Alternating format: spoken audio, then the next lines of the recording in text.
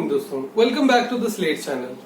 पिछले लेक्चर में हम लोगों ने पोलिनोमियल से रिलेटेड क्लास 9th एनसीईआरटी का चैप्टर नंबर 2 पोलिनोमियल्स के लेक्चर 1 और लेक्चर 2 हम देख चुके हैं।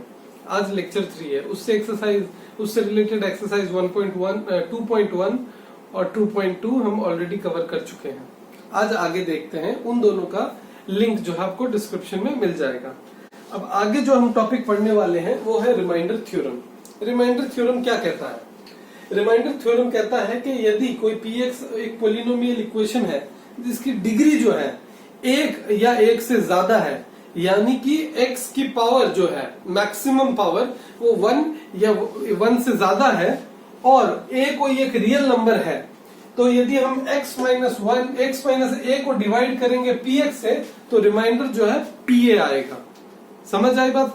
बेसिकली कोई पोलिनोमियल डिग्री है, ठीक है, पोलिनोमियल इक्वेशन है जिसकी डिग्री जो है एक या एक से ज्यादा, यानी x की पावर एक या एक से ज्यादा है, उसको यदि आप x माइनस a से उस पर्टिकुलर पोलिनोमियल इक्वेशन को डिवाइड करते हैं तो रिमाइंडर आपका p आएगा। यही कहती है रिमाइंडर थ्योरम। आइए इसको समझते हैं एक सवाल के द्वारा। क्वेश्चन क्या कहता है कि यदि कोई इक्वेशन है px, एक इक्वेशन है मेरे पास px, क्या px इक्वेशन क्या है? वो है 3x square plus x minus 1। दूसरी इक्वेशन है मेरे पास gx, जिसकी वैल्यू है x प्लस 1। सवाल में ये कहा है कि gx को px को gx से डिवाइड करना है, ठीक है।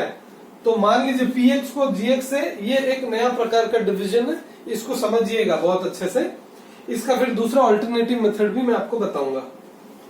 ये कह रहा है डिवाइड px बाय gx, ठीक है। तो बेसिकली ये कह रहा है 3x square plus x minus 1 को x प्लस 1 से आप डिवाइड कीजिए। तो वैसे तो आप डिवाइड नहीं कर सकते, तो आप डिवीजन मेथड इसमें यूज करते हैं। इसमें क्या करते हैं, ये जो हमारा डिविडेंड है, नहीं डिविडेंड तो अंदर वाला हो गया, डिविजर जो है x प्लस 1, इसको इस प्रकार यहां लिख दिया। जिससे डिवाइड करना है उसको डिविजर कहा जाता है, उसको यहां लिखा जाता है। अंदर में आ जाएगा आपका dividend 3x square plus x minus 1। अब इसको जब डिवाइड करेंगे तो आपका यहां पर आ जाएगा कोशेंट, जैसे हम छोटी कक्षाओं में करते थे। अब 3x स्क्वायर मेरे को सबसे पहले उड़ाना है, तो मैं क्या करूंगा, x को 3x से मल्टीप्लाई करूंगा। तो मैंने 3x से मल्टीप्लाई कर दिया, तो 3x इंटू x क्या हो गया, 3x स्क्वायर हो गया। अब मैंने 3x स्क्वायर को उड़ाने के लिए 3x तो कर दिया, पर ये जो 3x है ये बाकी बचे हुए से भी मल्टीप्लाई करता है, तो यहाँ बाकी बच गया 1, तो 3x इंटू 1 3x, तो यहाँ पर प्लस 3x हो जाएगा। अब ये माइनस होते हैं, माइनस होते वक्त साइन बदल जाते हैं। ये चूंकि प्लस का था तो ये माइनस का हो जाएगा, ये प्लस का था तो ये माइनस का हो गया। तो ये प्लस है 3x स्क्वायर, ये माइनस 3x स्क्वायर, ये पूरी तरह से हट जाएगा। ये प्लस x है, ये माइनस 3x है, ये क्या हो गया, माइनस 2x माइनस 1, ये नीचे एज इट इज उतर के आ गया। ये तो माइनस हो गया, माइनस 1 नीचे उतर के आ गया। अब मेरे को माइनस 2x को उड़ाना है, तो मैं क्या करूंगा, x को माइनस 2 से मल्टीप्लाई करूंगा, तो क्या हो जाएगा, माइनस 2x हो गया। और माइनस 2 जब प्लस 1 से मल्टीप्लाई होगा तो कितनी हो जाएगी वैल्यू, माइनस 2। फिर से साइन बदल जाएंगे, ये माइनस का था तो ये हो जाएगा प्लस का, ये माइनस का था तो ये साइन हो जाएगा प्लस का। Minus 2x plus 2x cut गया और माइनस 1 प्लस 2 प्लस 1 बच गया, तो ये हमारा रिमाइंडर बच गया। तो रिमाइंडर थ्योरम को अभी समझते हैं। सबसे पहले ये हो गया आपका डिविजन, ये डिविडेंड, ये कोशेंट और ये रिमाइंडर। तो इससे एक और कंक्लूजन निकलता है कि जो हमारा डिविडेंड होता है वो किसके बराबर होता है, divisor into quotient plus remainder. ये भी याद रखिएगा, ठीक है। ये फॉर्मूला, ये डिविडेंड जो है, जब आप है ना इसको इससे मल्टीप्लाई करेंगे प्लस ये ऐड कर देंगे तो आपका डिविडेंड बन जाएगा। कैसे? मान लीजिए x प्लस 1, इसको मैं दिखाता हूं। मान लीजिए ये हो गया मेरा divisor, divisor into quotient. Quotient कितना आया, 3x माइनस 2। रिमाइंडर कितना है, 1। और प्लस रिमाइंडर तो +1 कर दिया। ठीक है, कितना बन गया?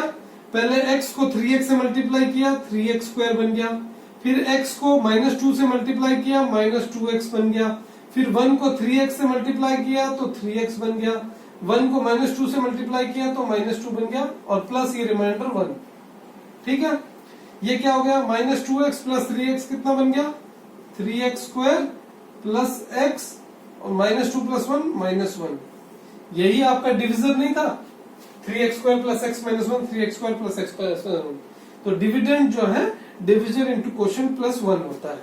ठीक है, अब ये जो हमने सारा कुछ किया, डिवाइड किया, ये दूसरे तरीके से भी किया जा सकता था।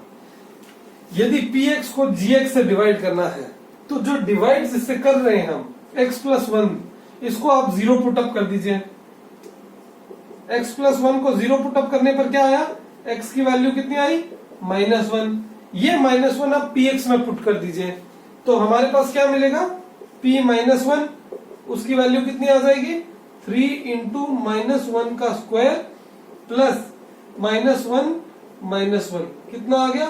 3 -1 का स्क्वायर तो +1 हो जाएगा, तो ये हो गया 3 - 1 -1 कितना आ गया? रिमाइंडर 1। तो कहने का ये मतलब है कि चाहे आप इस मेथड से सॉल्व कीजिए चाहे इस मेथड से सॉल्व कीजिए, आंसर सेम आ रहा है। और सवाल हमारा क्या कह रहा था कि if px be any polynomial of degree greater than or equal to 1, ये डिग्री ग्रेटर देन 1 हो गई, 2 डिग्री थी इसकी, और is divided by x - a। x - a की जगह यहाँ a की जगह क्या हो गई वैल्यू? -1, तभी -1 इंटू -1 क्या हो गया? +1, तो x + 1 हो गया। Then the remainder is pa। तो रिमाइंडर क्या हो गया? pa, यानी हमने p की वैल्यू -1 पुटअप कर दी। p - 1 करते ही 1 आ गया, डिवाइड करने पे भी 1 आ गया। तो बेसिकली जब भी आपको किसी से डिवाइड करना हो तो क्या करेंगे? जिससे डिवाइड करना है उसको आप 0 पुटअप कर दीजिए, उस अकॉर्डिंग जो x की आपकी वैल्यू आएगी वही आपका रिमाइंडर हो जाएगा। ठीक है, अब आइए एक और सवाल देखते हैं। यदि हमें एक और पॉलिनोमियल दिया है, ये आपको डेफिनेशन समझ आ गई रिमाइंडर थ्योरम की, ये हो गई डेफिनेशन। अब एक और सवाल देखते हैं। ये मेथड आपको समझा दिया है, कुछ जगहों पर हम ये मेथड यूज करेंगे, पर ज्यादातर क्वेश्चंस में हम लोग यही वाला मेथड यूज करेंगे, चाहे आईआईटी का एग्जाम देना हो चाहे आपके बोर्ड्स के एग्जाम हो। बोर्ड्स में पर्टिकुलरली बोल दे के डिवीजन मेथड से कीजिए, तब तो आपको इसी मेथड से करना है, नहीं तो आप ये मेथड यूज कर सकते हैं। ठीक है, दोनों वैलिड है।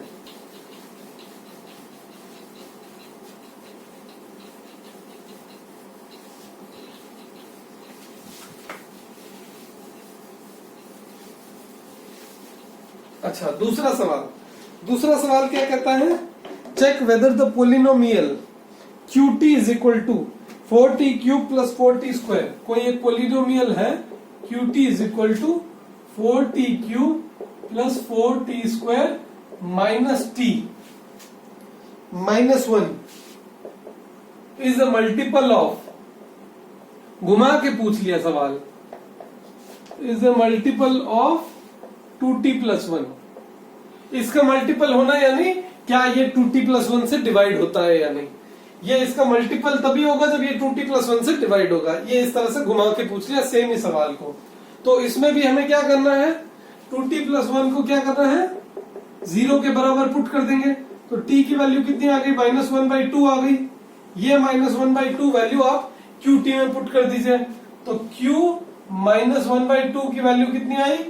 4 × -1/2 का होल क्यूब प्लस 4 × -1/2 का होल स्क्वायर माइनस ऑफ -1/2 और -1 कितना आ गया?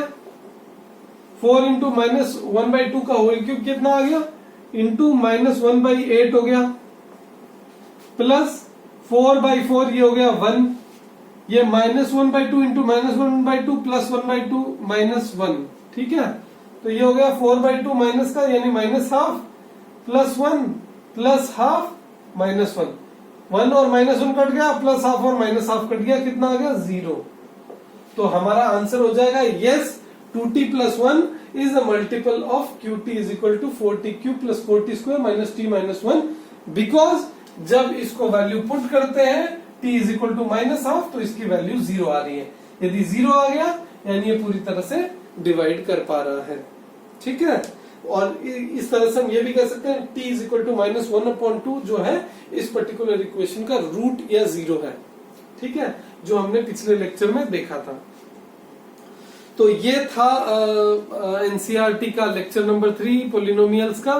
अब इससे रिलेटेड एक्सरसाइज 2.3 के क्वेश्चंस आप सॉल्व कीजिए। कोई दिक्कत आती है तो कमेंट बॉक्स में हमें बताइए, हम आपको उसका सॉल्यूशन जो है नेक्स्ट लेक्चर में दे देंगे। Thank you.